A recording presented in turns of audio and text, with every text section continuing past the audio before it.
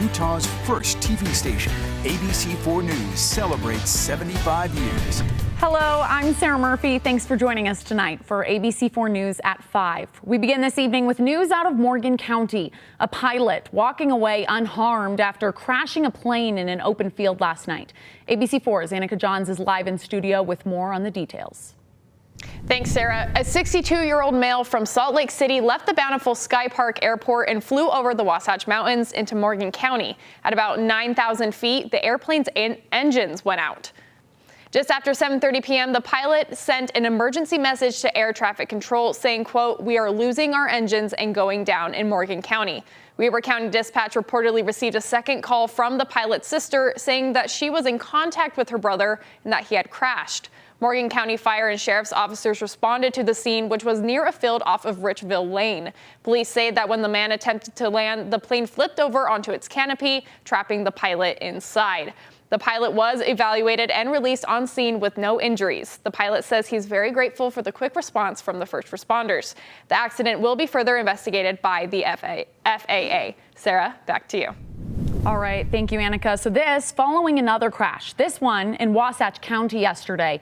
A pilot and passenger unharmed after their helicopter went down in Midway. Search and rescue crews responded. Take a look at these photos they shared from the scene. The helicopter crashing above Midway in Wasatch County. Officials saying a 911 call came in just before 1 p.m. First responders say the pilot and passenger were in good shape and were able to hike most of the way out. And in Southern Utah University's campus cleared and marked safe after reports of shots fired in the library yesterday. Police received an emergency phone call from the school saying they heard gunshots in the Gerald R. Sherritt Library. Police evacuated the building, saying they searched all campus buildings for anything suspicious or unusual.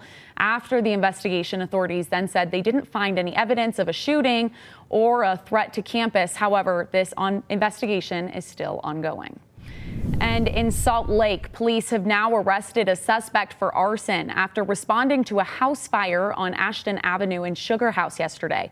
While fire crews worked to extinguish the fire, they saw a man leaving the house through a window.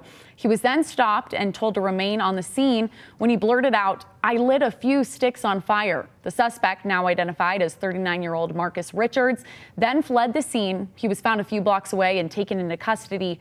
Police detained Richards and allegedly found a syringe and methamphetamine and drugs while searching him. The Ashton Avenue house appeared to be abandoned with the windows slated up with cardboard. Now, while the fire was small, authorities say the structure was damaged by the fire. Richards has been booked in Salt Lake County Jail and is facing one charge of aggravated arson.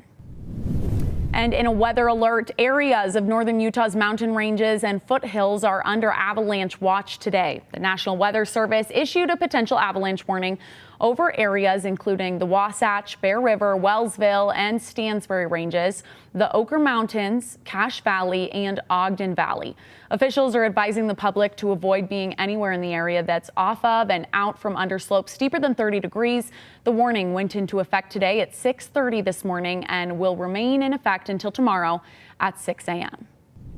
Time now to check in on your pinpoint weather forecast with meteorologist Nate Larson. Nate, a bit snowy still in the mountains, but here in the valley, we have some nice spring weather finally. Finally, feeling more like spring, but we're getting a little too warm too quickly in some areas. In fact, that's what's spiking this avalanche concern. In fact, I checked, show you the avalanche conditions right now. We talked about a high or avalanche warnings in place today for the northern ranges.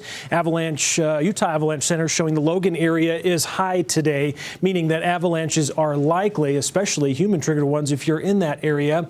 Ogden, Salt Lake, Provo are considerable.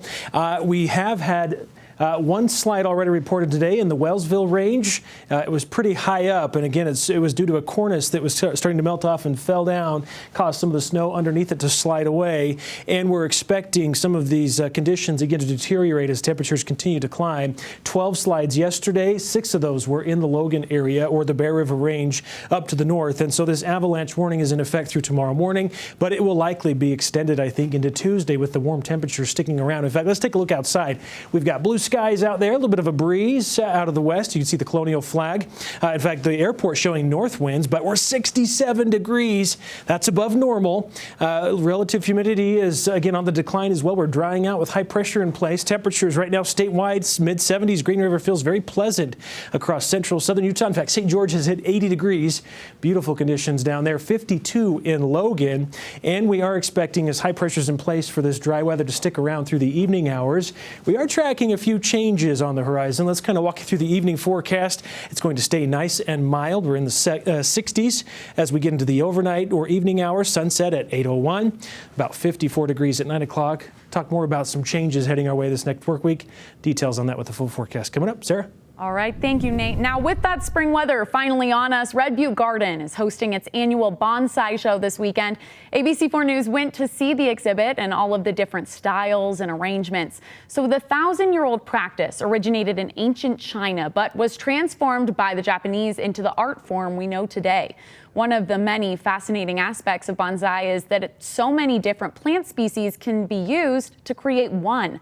Members of the Bonsai Club of Utah showing the Japanese art of growing miniature trees in containers. The trees and tools today also available for purchase. We're mourning an ABC4 colleague today. Dean Davidson, our director of engineering, passed away suddenly this week, and tonight on Easter Sunday at 8 p.m. broadcast engineers across the state will honor Dean by lighting Farnsworth Peak and the Oquirrh Mountain Range, and we'll have more on that tonight at 10 p.m. But right now, here's a tribute to someone gone too soon. It's been a tough day here at ABC4 News. We learned this morning that Dean Davidson, our director of engineering, passed away suddenly while on vacation. Dean had been with our station for more than 10 years. He'd been in the industry for decades. His career taking him across the country before finally landing back home in Utah. Dean was a graduate of the University of Utah and Alta High School. He led our technical team, and it's no exaggeration to say we would not have been able to put on our shows without him. Dean was a light in the office, and we will all remember him for his kindness and passion for life.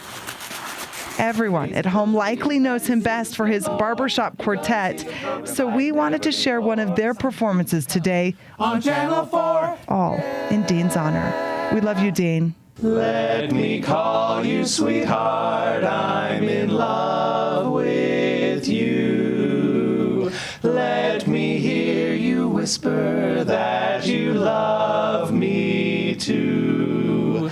Keep the love light glowing in your eyes so true. Let me call you sweetheart, I'm in love with you.